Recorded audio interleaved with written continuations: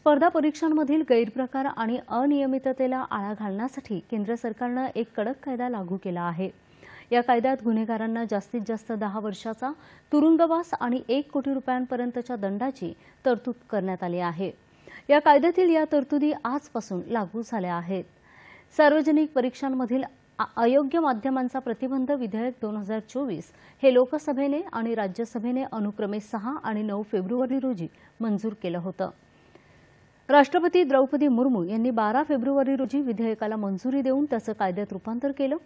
केंद्रीय लोकसेवा आयोग, कर्मचारी निवड आयोग, national testing agency NTA, railway भरती आणि बँकिंग भरती परीक्षा अशा विविध सार्वजनिक परीक्षांमध्ये अनुचित प्रकारांना आळा घालण्यासाठी हा कायदा आहे। यामध्ये परीक्षांमधील फसवणुकीला आळा घालण्यासाठी किमान 3 ते 5 वर्षाचा तुरुंगवास आणि फसवणुकीच्या संघटित गुन्ह्यामध्ये सहभागी असलेल्यांना 5 ते 10 वर्षाचा तुरुंगवास आणि किमान 1 कोटी रुपये दंडाची तरतूद करण्यात आली आहे।